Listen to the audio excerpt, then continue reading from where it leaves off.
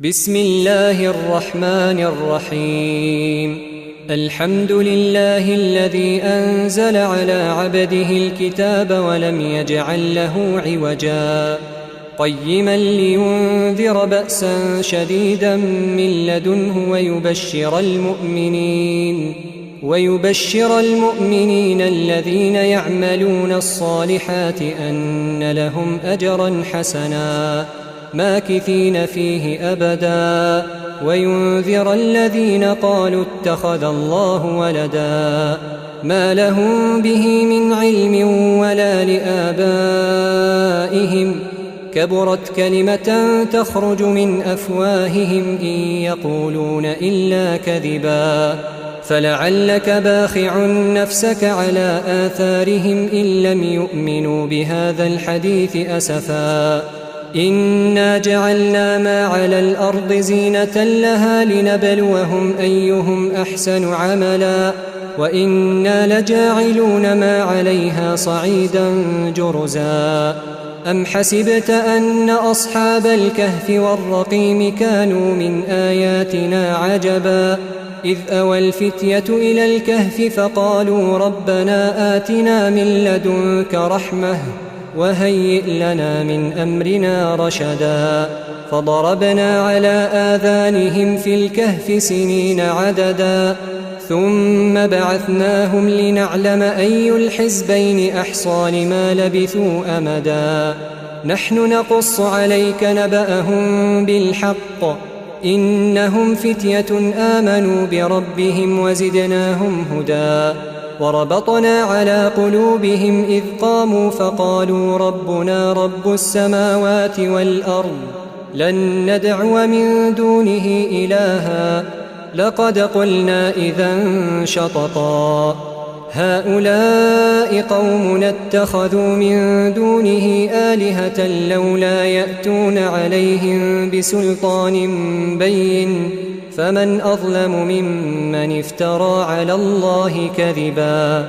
وإذ اعتزلتموهم وما يعبدون إلا الله فأووا إلى الكهف ينشر لكم ربكم من رحمته ويهيئ لكم من أمركم مرفقا وترى الشمس إذا طلعت تزاور عن كهفهم ذات اليمين وإذا غربت تقرضهم ذات الشمال وهم في فجوة منه ذلك من آيات الله من يهد الله فهو المهتد ومن يضلل فلن تجد له وليا مرشدا وتحسبهم أيقاظا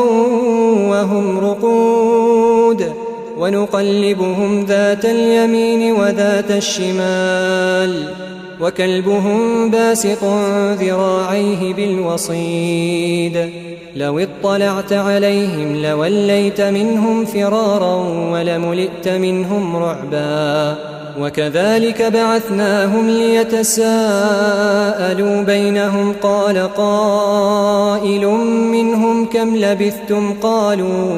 قالوا لبثنا يوما أو بعض يوم قالوا ربكم أعلم بما لبثتم فابعثوا أحدكم بورقكم هذه إلى المدينة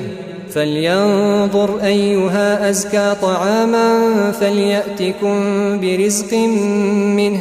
وليتلطف ولا يشعرن بكم أحدا إنهم إن يظهروا عليكم يرجموكم أو يعيدوكم في ملتهم ولن تفلحوا إذن أبدا وكذلك أعثرنا عليهم ليعلموا أن وعد الله حق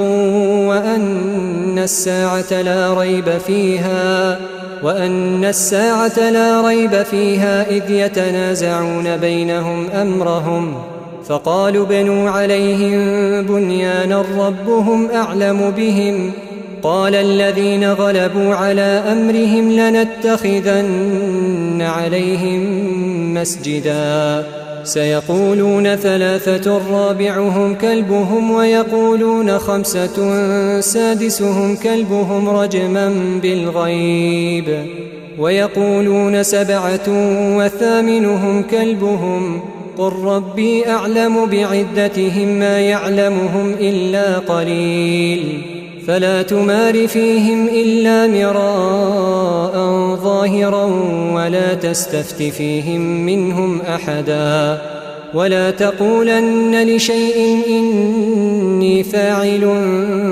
ذلك غدا إلا أن يشاء الله واذكر ربك إذا نسيت وقل عسى أن يهديني ربي لأقرب من هذا رشدا ولبثوا في كهفهم 300 سنين وازدادوا 9 قل الله أعلم بما لبثوا له غيب السماوات والأرض أبصر به وأسمع ما لهم من دونه من ولي ولا يشرك في حكمه أحدا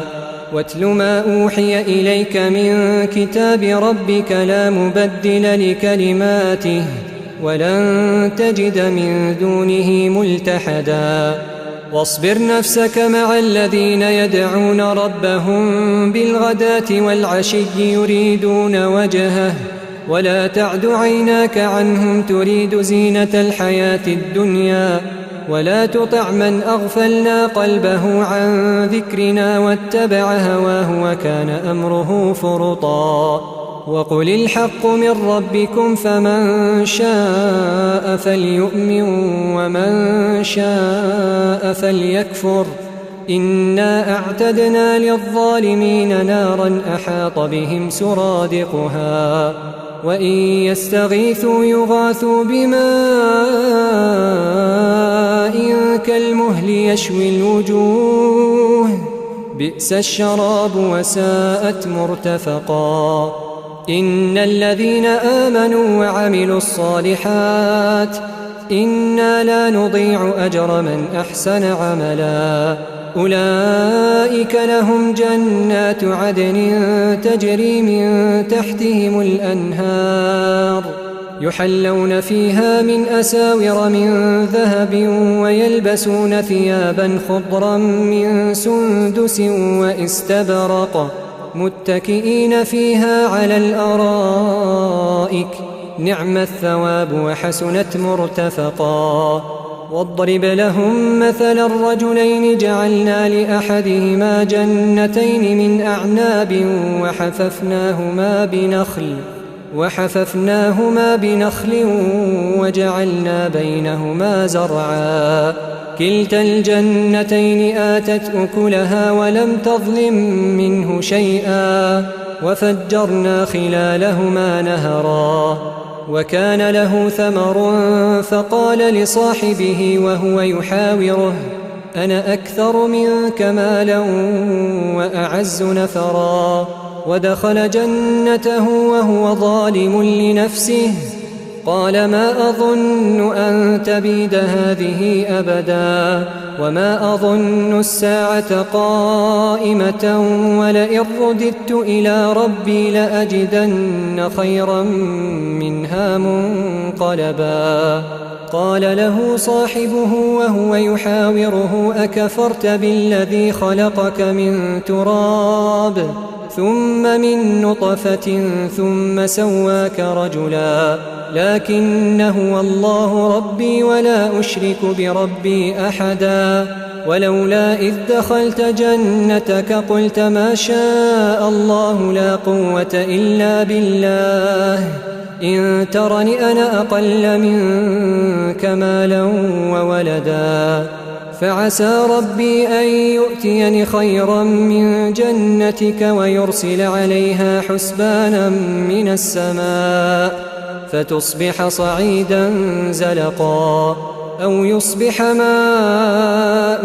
غورا فلن تستطيع له طلبا وأحيط بثمره فأصبح يقلب كفيه على ما أنفق فيها وهي خاوية على عروشها ويقول يا ليتني لم أشرك بربي أحدا ولم تكن له فئة ينصرونه من دون الله وما كان منتصرا هنالك الولاية لله الحق هو خير ثوابا وخير عقبا واضرب لهم مثل الحياة الدنيا كماء أنزلناه من السماء فاختلط به نبات الأرض فأصبح هشيما تذروه الرياح وكان الله على كل شيء مقتدرا المال والبنون زينة الحياة الدنيا والباقيات الصالحات خير عند ربك ثوابا وخير أملا ويوم نسير الجبال وترى الأرض بارزة وحشرناهم فلم نغادر منهم أحدا وعرضوا على ربك صفا لقد جئتمونا كما خلقناكم أول مرة بل زعمتم أن لن نجعل لكم موعدا ووضع الكتاب فترى المجرمين مشفقين مما فيه ويقولون يا ويلتنا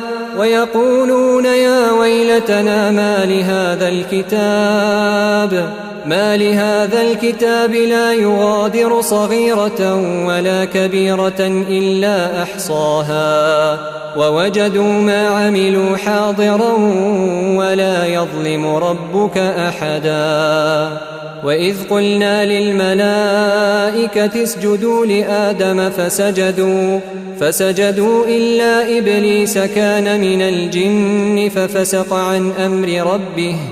أفتتخذونه وذريته أولياء من دوني وهم لكم عدو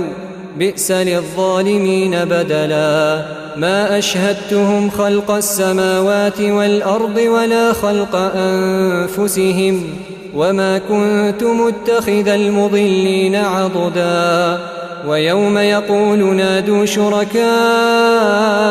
الذين زعمتم فدعوهم فلم يستجيبوا لهم وجعلنا بينهم موبقا ورأى المجرمون النار فظنوا أنهم مواقعوها ولم يجدوا عنها مصرفا ولقد صرفنا في هذا القرآن للناس من كل مثل وكان الإنسان أكثر شيء جدلا وما منع الناس أن يؤمنوا إذ جاءهم الهدى ويستغفروا ربهم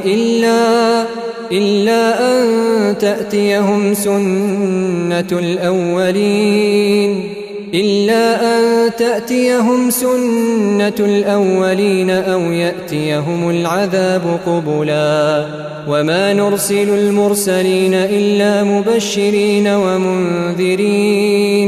ويجادل الذين كفروا بالباطل ليدحضوا به الحق واتخذوا آياتي وما أنذروا هزوا ومن أظلم ممن ذكر بآيات ربه فأعرض عنها ونسي ما قدمت يداه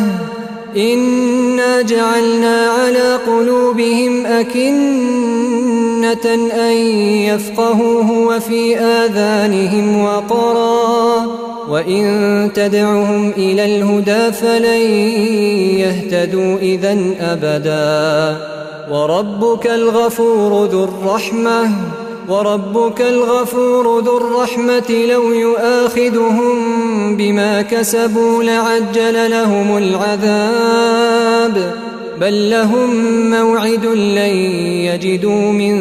دونه موئلا وتلك القرى أهلكناهم لما ظلموا وجعلنا لمهلكهم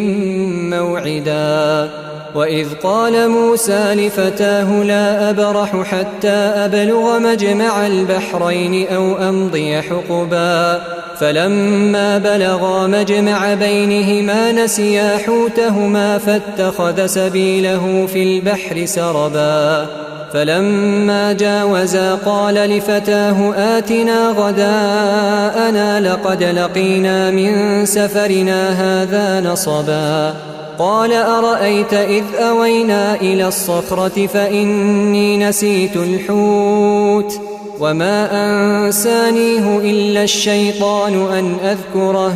واتخذ سبيله في البحر عجبا قال ذلك ما كنا نبغي فارتدا على آثارهما قصصا فوجدا عبدا من عبادنا آتيناه رحمة من عندنا وعلمناه من لدنا علما قال له موسى هل أتبعك على أن تعلمني مما علمت رشدا قال إنك لن تستطيع معي صبرا وكيف تصبر على ما لم تحط به خبرا قال ستجدني إن شاء الله صابرا ولا أعصي لك أمرا قال فإن اتبعتني فلا تسألني عن شيء حتى أحدث لك منه ذكرا فانطلقا حتى إذا ركبا في السفينة خرقها قال أخرقتها لتغرق أهلها لقد جئت شيئا إمرا قال ألم أقل إنك لن تستطيع معي صبرا قال لا تؤاخذني بما نسيت ولا ترهقني من أمري عسرا فانطلقا حتى إذا لقيا غلاما فقتله قال أقتلت نفسا زكية بغير نفس لقد جئت شيئا نكرا قال ألم أقل لك إنك لن تستطيع معي صبرا قال إن سألتك عن شيء بعدها فلا تصاحبني قد بلغت من لدني عذرا فانطلقا حتى إذا أتيا أهل قرية استطعما أهلها فأبوا أن يضيفوهما فوجدا فيها جدارا يريد أن ينقض فأقامه قال لو شئت لاتخذت عليه أجرا قال هذا فراق بيني وبينك سأنبئك بتأويل ما لم تستطع عليه صبرا أما السفينة فكانت لمساكين يعملون في البحر فأردت أن أعيبها وكان وراءهم ملك يأخذ كل سفينة غصبا وأما الغلام فكان أبواه مؤمنين فخشينا أن يرهقهما طغيانا وكفرا فأردنا أن يبدلهما ربهما خيرا منه زكاة وأقرب رحما وأما الجدار فكان لغلامين يتيمين في المدينة وكان تحته كنز لهما وكان أبوهما صالحا فأراد ربك أن يبلغا أشدهما ويستخرجا كنزهما رحمة من ربك وما فعلته عن أمري ذلك تأويل ما لم تسطع عليه صبرا ويسألونك عن ذي القرنين قل سأتلو عليكم منه ذكرا إنا مكنا له في الأرض وآتيناه من كل شيء سببا فأتبع سببا حتى إذا بلغ مغرب الشمس وجدها تغرب في عين حمئة ووجد عندها قوما قلنا يا ذا القرنين إما أن تعذب وإما أن تتخذ فيهم حسنا قال أما من ظلم فسوف نعذبه ثم